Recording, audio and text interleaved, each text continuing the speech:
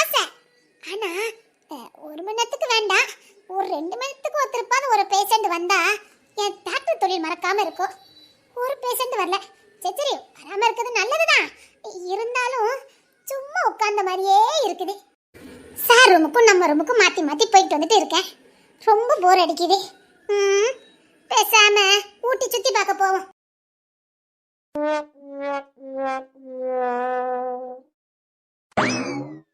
என்ன?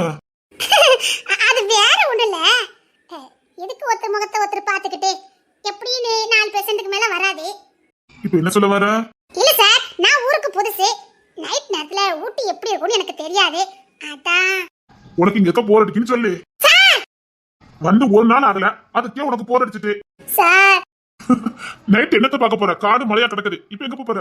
சார் சும்மா அப்படியே பஜாருக்கெல்லாம் போயிட்டு சும்மா வேடிக்கை பார்த்துட்டு வரனே. 8 மணி ஆயிட்டு, இனி எந்த பேஷண்ட் வர மாட்டாங்கல்ல.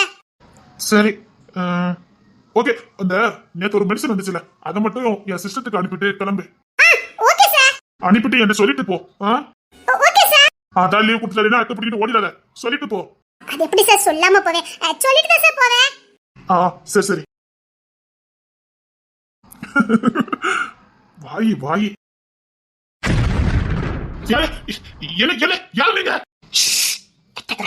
ப்ளீஸ் கத்தாதீங்க, நாங்க உங்களுக்கு எதுவும் பண்ண வரல. நான் ஒரு டாக்டர், என்கிட்ட துப்பாக்கி காட்டி மாட்டிட்டு இருக்கீங்க. இப்பவுமே போலீஸ்க்கு கால் பண்றேன். நான் சொல்றது மட்டும் காது கொடுத்து கேளுங்க. கொடுத்தீங்கன்னா உங்களுக்கு நல்லது. மீறி போலீஸுக்கு கால் பண்றேன், அப்படி பண்றேன், இப்படி பண்றேன், போட்டு தள்ளிடுவேன். என்ன மாட்டீங்களா? என்ன நான் உங்களை மாதிரி பல கேச பார்த்தவன், இதெல்லாம் பார்த்து பயப்பட்டவன் நான் கிடையாது. ஐயோ புரிஞ்சுக்கோங்க, உங்களை கோலுங்க நோக்கத்தை நாங்க வரல. ஒரு உசுரை காப்பாற்றணும், கோத்தை கலப்பாம டாக்டர் வேலையை மட்டும் பாருங்க. உசுரை காப்பாத்துறேன், ஆனா அது யாருக்கு எனக்கு தெரிஞ்சுக்கணும். நீங்க ஏதோ தப்பு பண்ணிட்டு வந்திருக்கீங்களா? சார் எனக்கு விளக்கம் கொடுக்க நேரம் இல்ல. உங்க உசுருக்கு போராடிட்டு காப்பாற்றணும். காப்பாத்துறேன், கட்டாயமா காப்பாத்துறேன். ஆனா போலீஸ் அனுமதியோட. போலீஸ் அனுமதி எனக்கு வேணும். நீங்க எதுக்கு பயப்படுறீங்க? நீங்க எந்த தப்பு பண்ண எதுக்கு பயப்படணும்? ஒரே விஷயம், நான் போலீஸ் மட்டும் இன்ஃபார்ம் பண்ணேன். நீங்க பேசுறத கொண்டு வாங்க, நான் காப்பாத்துறேன்.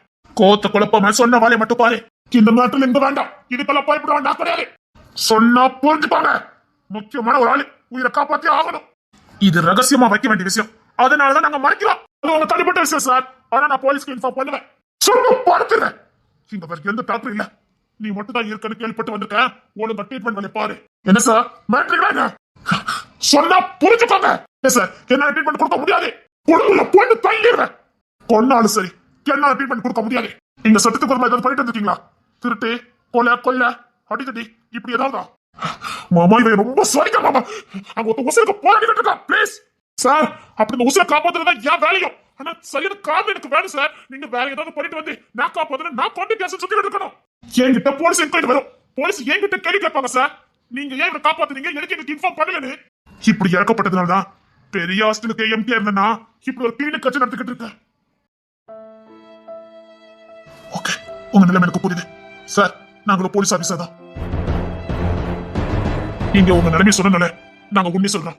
நீங்க ஏற்கனவே பாதிக்கப்பட்டிருக்கீங்க. சரி, இதுக்கு மேலே உண்மை சொல்லாம உங்ககிட்ட ட்ரீட்மெண்ட் வாங்குறது நல்லா இருக்காது. நான் உண்மை சொல்லிடுறேன் சார். நாங்க போலீஸ் ஆபீசர் தான். நான் கமிஷனரி. இவர் என்கவுண்டர் ஸ்பெஷலிஸ்ட் மதன் என்கவுண்டர். நான் கேள்விப்பட்டிருக்கேன், ஆனா பார்த்ததில்ல. நான் தான் சார். என்ன சார் பிரச்சனை? யாரை காப்பாத்தணும்? சார், நாங்க என்கவுண்டர் விஷயமா ரகசியமா ஆபரேஷன் பண்ணிக்கிட்டு இருந்தோம்.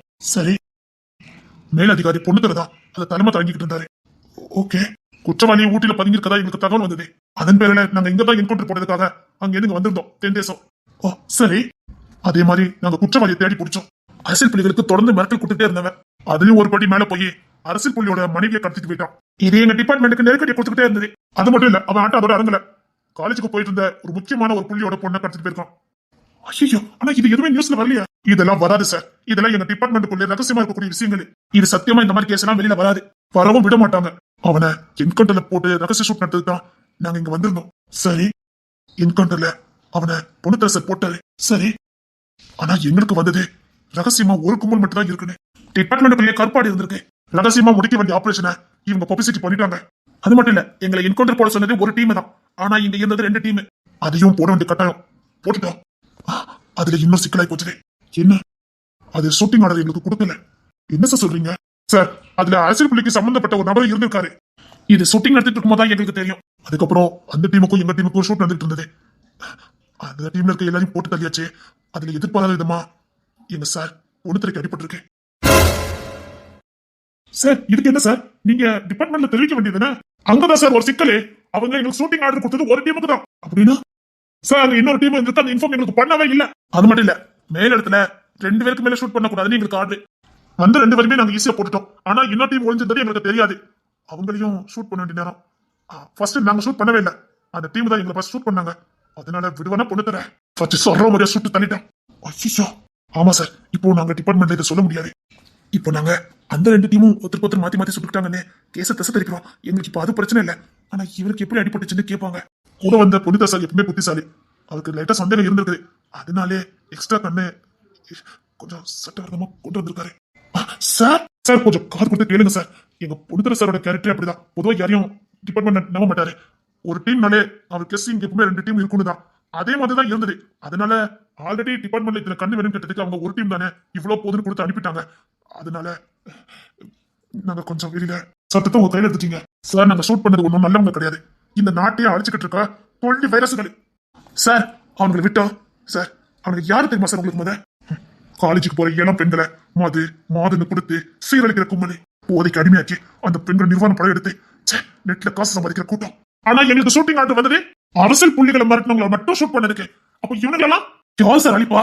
இவனுங்களை காப்பாத்தணுமா? அரசியல்களை புள்ளிகளை மிரட்டினவங்களை மட்டும் ஷூட் பண்ணணுமா? எப்படி சார்? சரிதான், இந்த புள்ளிகள்லாம் அவங்க கையில தானே இருக்குது சார். எத்தனை பொண்ணுங்க வாழ்க்கை சார் கேள்விக்குறியா இருக்குது. இவனுங்க எப்படி சார் விட்டு வைக்க முடியும்? அதான் பொண்ணு போட்டு தள்ளலாம். பொண்ணு தள்ள அவைன்னு சொல்லிட்டு இருக்கீங்க. என் கூட பிறந்த அண்ணே சார். நாங்க எல்லாருமே ஒரே டிபார்ட்மெண்ட் தான். ஓகே சார், உயிருக்கு பாடிக்கிட்டு இருக்கா, காப்பாத்துங்க சார். சார் இங்க வச்சு நான் காப்பாத்தினா கட்டாயம் நான் மாட்டிக்கிடுவேன். இன்னொன்னு வெளியில தெரிஞ்சுட்டுனா சத்தியமா என்னால அவரை காப்பாற்றவே முடியாது. வேற யாரும் ட்ரீட்மெண்ட் கொடுக்க முடியாது. ஒண்ணு பண்ணலாம், ஒரு நிமிஷம் இருங்க சார். காப்பாத்துறீங்களா சார்? இந்த வேலையை போனாலும் நான் காப்பாத்துறேன். நீங்க ஒன்னும் நல்லவனை சுட்டுக் கொள்ளலையா, யோக்கியனை சுட்டுக் கொள்ளலையா? பல பெண்கள் வாழ்க்கை சீரழிச்சு பண்ணீங்க. அந்த பொண்ணு இந்தியன் செட்டோம். ஒரு நிமிஷம் இருங்க. தென்மொழி, ஒரு முக்கியமான வேலை வந்திருக்கு. என்ன சார்? இங்க பாரு, நான் உங்ககிட்ட உண்மையை சொல்றேன். சார் என்ன இப்ப சப்போர்ட் பண்ணிட்டு இருக்கீங்க. என்னால இதெல்லாம் பண்ண முடியாதுன்னு நீ எந்த விளக்கமும் கொடுக்க கூடாது. கட்டாயமா நீ எனக்காக இது செஞ்சே ஆகணும். இந்த ஆபரேஷன் உன்னால மட்டும் தான் முடியும். இந்த ஆபரேஷன் நீ ஸ்பெஷலிஸ்ட் எனக்கு தெரியும். ப்ளீஸ் உன்கிட்ட கெஞ்சி கேட்கிறேன். கெஞ்சல ஒண்ணு கேட்க வேண்டாம், என்னன்னு மட்டும் சொல்லுங்க சார். கொஞ்சம் கிரிட்டிக்கலான விஷயம் தான். என்ன சார் இந்த மாதிரிலாம் பண்ணிட்டு இருக்காங்கன்னு? அதெல்லாம் ஒண்ணு நினைக்க மாட்டேன். நான் என்ன துணிஞ்சு சேரவதான். சொல்லுங்க. என்கவுண்டர்னு வரும்போது சில விஷக்கிருமிகளையும் கூட அழிக்க வேண்டியதா இருந்திருக்கு.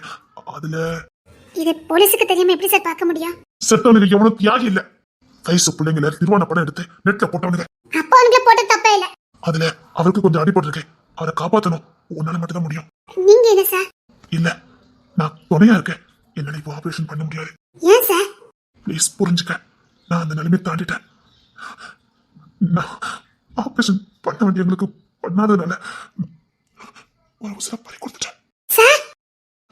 அன்னையில இருந்து என்னால இது வரைக்கும் ஆபரேஷன் பண்ண முடியல சார். ஒரு கண்டிஷன். என்ன? நான் இந்த ஆபரேஷன் பண்ணனும்னா நீங்க என் கூட இருக்கணும். தேமொழி ப்ளீஸ், என்னால முடியாது தேமொழி. நான் அந்த தகுதி இழந்துட்டேன். இல்ல சார், உங்க தகுதி நீங்க மறுபடியும் மீட் எடுக்கணும். இந்த ஆபரேஷன் பண்ணும்போது என் கூட இருந்து பாருங்க, தைரியம் தானா வரும். சார், ஆனா இங்க வச்சு நம்ம இப்ப ஆபரேஷன் பண்ண முடியாதே. இங்க இல்ல, நான் ஒரு இடத்த சொல்றேன், அங்க போயிடலாம். நான் மனசு ஒரு மாதிரியா இருக்கும்போது அந்த கெஸ்ட் ஹவுஸ்க்கு தான் போவேன். அங்க போயிடலாம். அது என் கெஸ்ட் ஹவுஸ்னு யாருக்குமே தெரியாது. கீழ் போர்ஷனை வாடகைக்கு தான் கொடுத்துருக்கோம். மேல் போர்ஷன் சும்மா கிடக்குது, அங்க போயிடலாம். கீழ் போர்ஷன்ல இருக்கிறவங்களுக்கு சந்தேகம் வந்து போலீஸ்க்கு இன்ஃபார்ம் பண்ணிட்டாங்கன்னா? இல்ல, அப்படி எதுவும் தெரியாது. நம்ம சீக்கிரம் எடுத்தாங்கலாம். வா சார். அவங்கள இங்க எப்படி? கூட 2 பேர் வந்திருக்காங்க. அவங்க மூலமா நான் கொண்டு போயிடலாம். நீ வா. Okay sir. சார், நீங்க ஃபர்ஸ்ட் எய்ட் மட்டும் பண்ணுங்க. அதுக்கு என்னென்ன பொருள் வேணும், ஆபரேஷனுக்கு என்ன வேணுங்கத நான் ரகசியமா தான் மெடிக்கல் எல்லாம் வாங்க முடியும். நான் வாங்கிட்டு ஓடி வந்துடுறேன். ஏன் என்னன்னு கேட்டா? சார், அதெல்லாம் நான் சமாளிச்சுக்கிடுவேன். நீங்க போங்க சார். மெடிக்கல் நீ யார் என்னன்னு கேட்பாங்களே. சார், நான் பாத்துக்கிடுறேன் சார். நீங்க கிளம்புங்க. Okay okay. ஆபரேஷனுக்கு தங்கமணி வர சொல்லுவான். இப்போ மெடிக்கல்ல போய் நான் எந்த சாதனமும் வாங்க முடியாது. நான் வாங்கினேன்னா கண்டிப்பா மாட்டிக்கிடுவாங்க. யாரை வச்சு வாங்கலாம்? நான் வாங்கினா மாட்டிக்கொன்னு. ஐயோ, இப்போ அவசரமா வாங்கணுமே. என்ன பண்ண? சொல்றியாண்டி?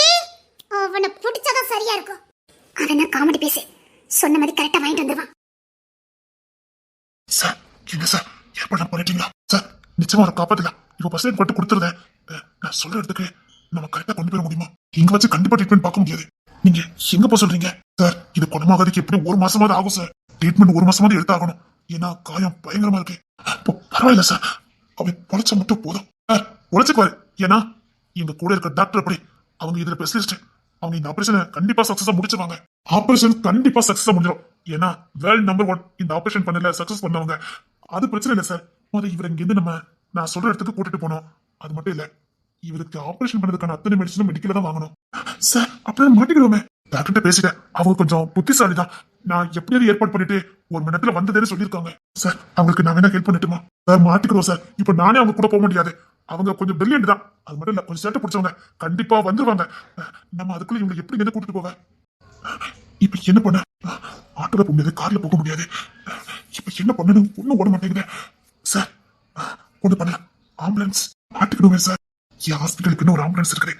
அது இடையில யாராவது செக் பண்ணாங்கன்னா, போல ஆம்புலன்ஸ் யாரும் செக் பண்ண மாட்டாங்க. டாக்டரா நான் முன்ன உட்காந்துருப்பேன். அப்படியே யாராவது போலீஸ் என்கொயரி வந்தா நான் சமாளிச்சுக்கல.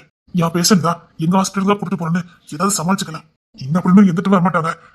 ஓகே, நான் ஆம்புலன்ஸ் ரெடி பண்றேன். நீங்க அவரை தூக்கிட்டு வாங்க. அவருக்கு உயிர் கன்செக்ட் பண்ணீங்களா? இந்த 1 மணி நேரத்துல ஆபரேஷன் நடந்தா பிழைப்பாரு, இல்லைன்னா நீங்க மறந்துட வேண்டியதான். சார் ப்ளீஸ் சார், ப்ளீஸ், நான் அவனை தூக்கிட்டு வரேன். 1 மணி நேரத்துல நம்ம போயிடலாம் சார். என்னன்னாலும் பரவாயில்ல சார், அவனை தூக்கிட்டு போயிடலாம் சார்.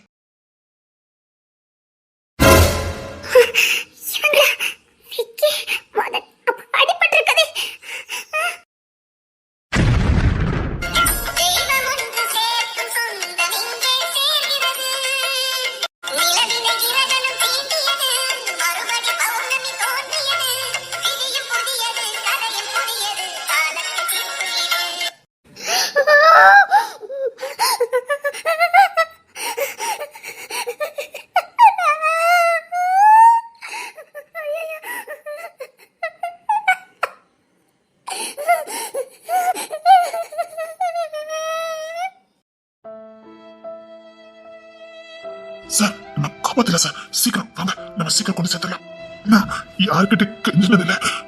ப்ளீஸ் என்ன காப்பாத்திருங்க சார். உங்க வேதனை எனக்கு புரியுது, காப்பாத்திடலாம் சார்.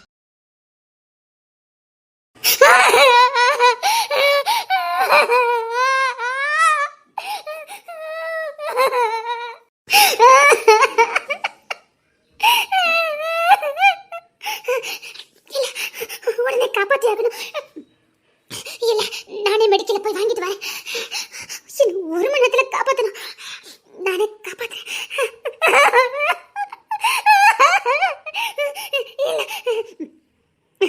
இல்ல, நான் தைரியமா இருக்கணும். நான் தைரியமா இருக்கணும். நான் தைரியமா இருக்கணும்.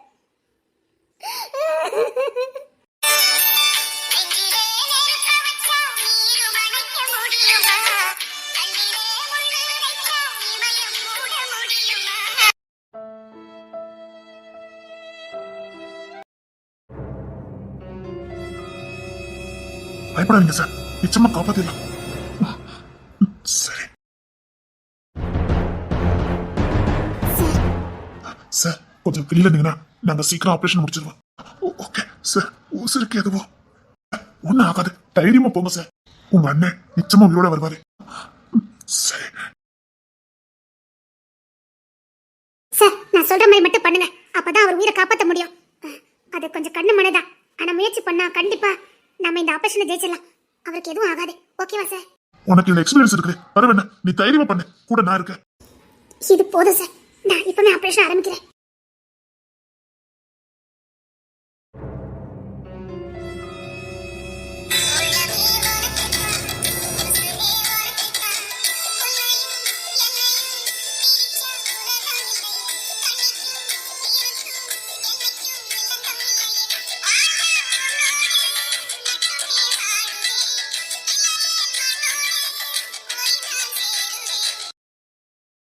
சார், ஆபரேஷன் முடிஞ்சதே. கண் முழிக்கிறதுக்கு 1/2 மணி நேரம் ஆகும் சார். சரிம்மா, நீ கிட்டத்தட்ட 4 மணி நேரம் 5 மணி நேரம் நின்று ஆபரேஷன் பண்ணிருக்க. நான் இந்த காவலுக்கு இருக்கேன், நீ போய் ரெஸ்ட் எடுமா. இல்ல சார், நான் போகல, நான் இங்கே இருக்கேன்.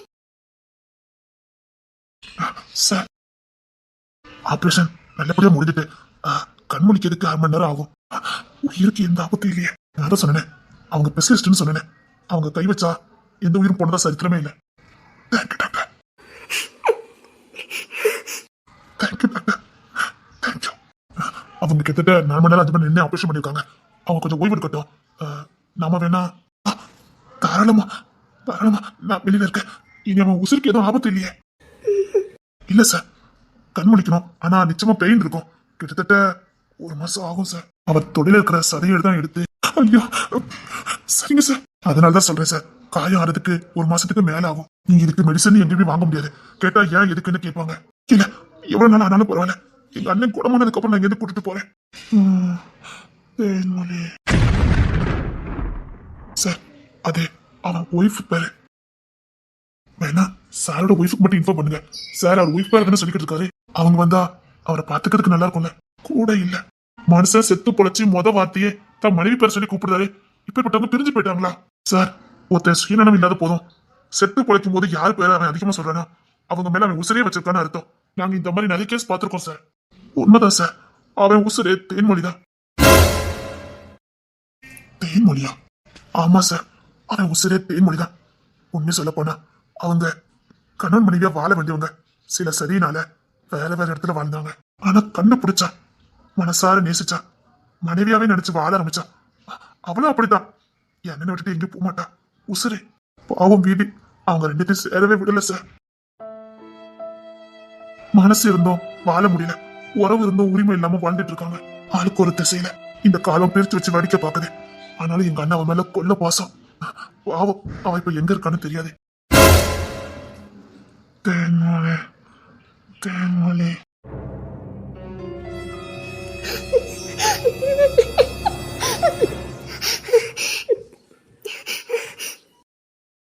சார், நம்ம 2 பேரும் வெளியே இருப்போம். டாக்டர் இருந்து கவனிச்சுக்குவாங்க. ஓகேவா சார்? ஒரு வார்த்தை என் அண்ணன்கிட்ட பேசிட்டு வந்துட்டுமா? ரொம்ப பேச வேண்டாம். உனக்கு ஒண்ணு இல்ல, நல்லா இருக்கீங்க மட்டும் சொல்லிட்டு வந்துருங்க. சரி, தேங்க்ஸ் டாக்டர்.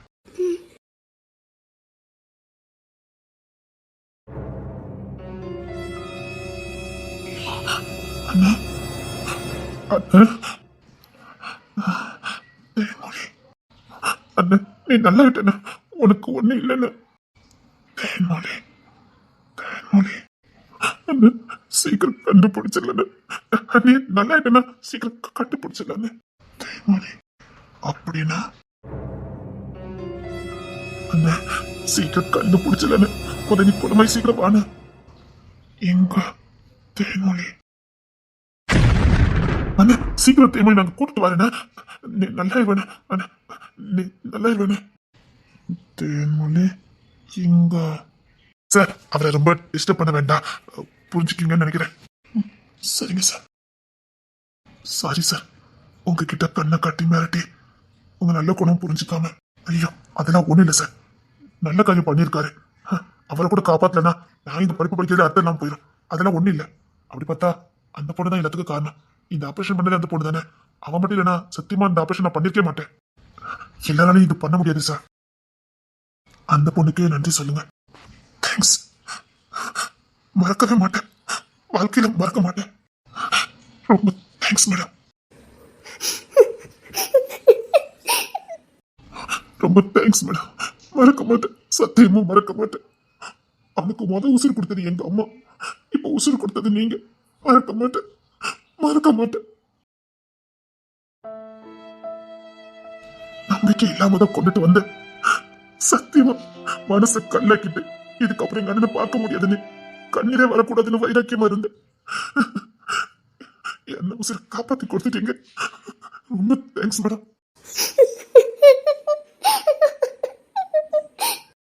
சார், நம்ம போல சார் வாங்க. சத்தியமா சொல்றேன், எங்க அம்மாவுக்கு அடுத்து இனி நான் உங்களை தான் பார்ப்பேன். மறக்க மாட்டேன், சத்தியமா மறக்க மாட்டேன். ஒரு பொண்ணு நினைச்சு பயந்து போயிருக்கலாம், ஆனா துணிஞ்சு இந்த உசுரை நான் காப்பாத்துறேன்னு உங்க தொழில பணைய வச்சு காப்பாத்திருக்கீங்க. மறக்க மாட்டேன், சத்தியமா மறக்க மாட்டேன்.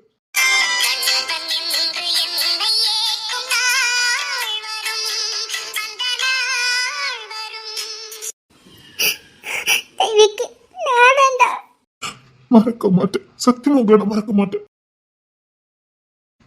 தேன்மொழி, அந்த உசுரே படிப்பு உசுரே, அந்த படிப்பை விட இன்னொன்னு உசுருன்னு சொன்னீங்களே, அந்த உசுரே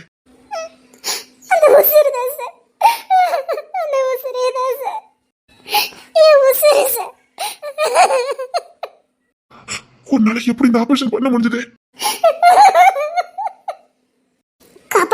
வெறி சார். எப்படியாவது காப்பாத்தணுங்கிற வெறி. என் உசுரை எப்படியாவது காப்பாத்தணும். என் உசுரை காப்பாத்தணுங்கிற வெறி சார். இதுலதான் நான் தோத்து போனேன் தெரியுமா? இப்படிதான் என் உசுரை காப்பாற்ற முடியாம பின்வாங்கி போயிட்டேன், தோத்து போயிட்டேன். இன்ன வரைக்கும் என்னால ஆபரேஷன் பண்ண முடியல. எனக்கும் கை நடுக்கமா தான் இருந்தது. அவளை ரத்தத்தை தொடும்போது நடுக்கமா தான் இருந்தது. காப்பாத்தணும், எப்படியாவது காப்பாத்தணும். மத்த பேஷண்ட நினைச்சு நான் எப்படி பண்ணுவேனோ அப்படி நினைச்சேன். மத்த உசுரை எப்படி நினைப்பனோ அப்படி நினைச்சேன். காப்பாத்தணும். உண்மையிலே ரொம்ப நல்ல பொண்ணு சார். நான் அவரை பாத்துக்கிட்டுமா சார்? தாராளமா பாத்துக்க சார். கூட 2 பேர் வந்திருக்காங்களே, அவங்களுக்கு நான் யாருன்னு தெரிய வேண்டாம் சார். சச்சா, நான் சொல்ல மாட்டேன். நான் எப்படியாவது சமாளிச்சிருவேன். ஆனா நான் யாருன்னு மட்டும் தெரிய வேண்டாம். அதே மாதிரி இவருக்கும் நான் யாருன்னு தெரிய வேண்டாம் சார். சரிம்மா, இருந்து பாரு.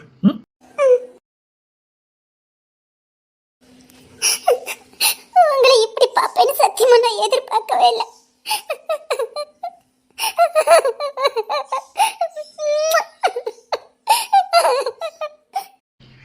ஓய் ஓய் ஓய் ஓய் ஓய் யாரே?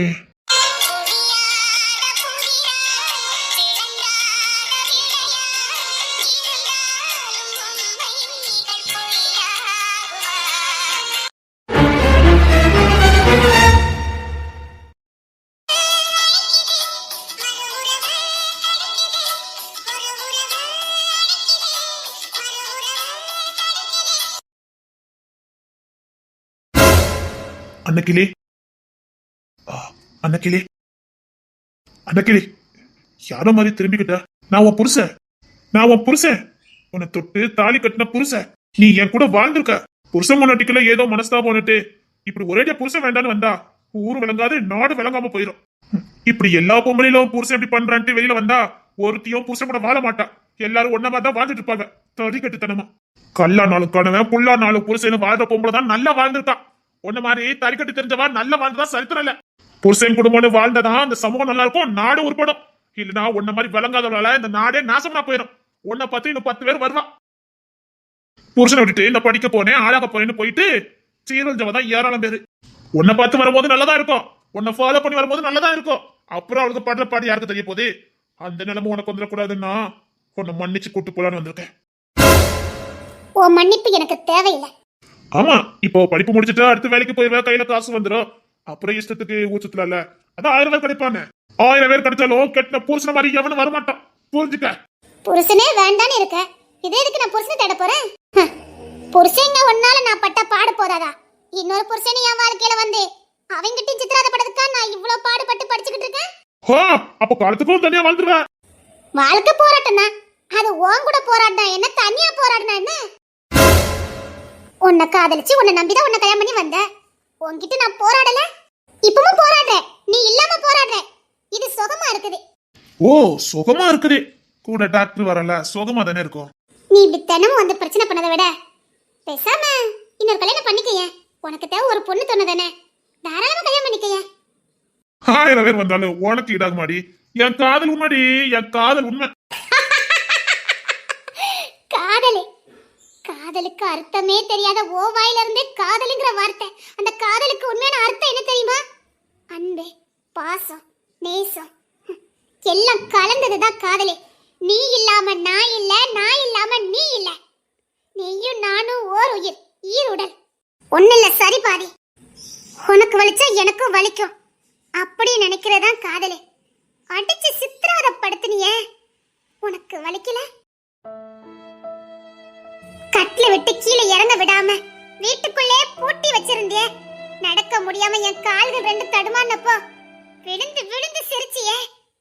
காதலே, என் வயிற்றுல குழந்தை இருந்தப்போ எட்டி மிதிச்சு உன் உசுறு கலைஞ்சு போச்சே, அப்ப உனக்கு வலிக்கல? காதலே, கெட்டின மனைவி மாசமா இருக்கான்னு தெரிஞ்சும் 3 வேளை சோத்த போடாம 3 வேளை சாப்பிட்டா அழகாயிருவா, மத்தவன் பாத்துருவானே. இல்ல என் அண்ணக்கிளி பாட்டிய பழி வாங்கிறதுக்காக என்ன பட்டினியா போட்டிய. வயிற்றுனது ஓன் பிள்ளை தானே? காதலி எப்படி எப்படினாலும் புருஷனுக்கு ஈடாகாதா? ஆகாது. நீ எல்லாம் புருஷனே கிடையாது. தன்னல பாதியா நினைக்கிறவன் தான் புருஷன். ப்பு! புருஷனே ஏதோ கொஞ்ச நாள் சைத்தம் கூட வாழ்ந்திருக்க. பாவம் செஞ்சல. பெத்த தாயும் தகப்பனையும் அடிச்சிருவேன்னு மிரட்டிட்டு வந்தல. போவத்தின் சம்பளம் மரணம். அந்த தண்டனை நான் உன்கிட்ட வந்து அனுப்பிச்சேன். அவ்வளவுதான். தண்டனை காலம் முடிஞ்சு போச்சு. நான் இனி வாழுவேன். எப்படி போட நானும் பாக்குறேன்டி. பார்க்க தானே போறேன். புதுசா வாழ்க்கை அமைச்சுக்க போற. எனக்கு தேவைப்பட்டா அமைச்சுக்குவேன். தேவைப்பட்டா கட்டாயம். தேவைப்பட்டா அமைச்சுக்குவேன். நினைச்சேன் நீ இருக்கிற இடத்துல அவன் இல்லாம இருக்க மாட்டானே நினைச்சேன். உன் எதிர்காலம் தானே. அன்னைக்கிளி வா போலாம். ஏன் பொண்டாட்டி அன்னைக்கிளி வான்னு சொன்னேன். இங்க இருந்து போன விபரீதம் வேற மாதிரி இருக்கும். எல்லாத்துக்கும் ரெடியா நான் வந்திருக்கேன். மறுபடி உனக்கு கூப்பிட வந்திருக்கேன். நீ ஏன் வந்துட்டா உனக்கு நல்லது இல்லன்னு வச்சுக்க. என்னடா பண்ணுவ? என்னடா பண்ணுவ? நான் ஏன் பொண்டாட்டி கூப்பிட்டா உனக்கு என்ன பத்திக்கிட்டு வருதே. இப்ப சுகமா வந்துட்டு இருக்கீங்க. சுகம் கிடைக்காம போயிருன்னு பதறுதுடா. ஆமா நீ கூட்டிட்டு போயிட்டா எனக்கு சுகம் கிடைக்காது. நான் யாருன்னு கூட்டு வந்திருக்கேன். அவனுக்கும் உங்களுக்கும் எந்த வித்தியாசமும் இல்ல. அன்னைக்கிளி அவனும் இதுதான் என்ன சொல்லி அசிங்கப்படுத்துறான். நீங்களே பாதுதானே பண்றீங்க. அப்ப அவனுக்கும் உங்களுக்கும் எந்த வித்தியாசமும் இல்லையே. அன்னைக்கிளி அவனுக்கும் உங்களுக்கும் எந்த வித்தியாசமும்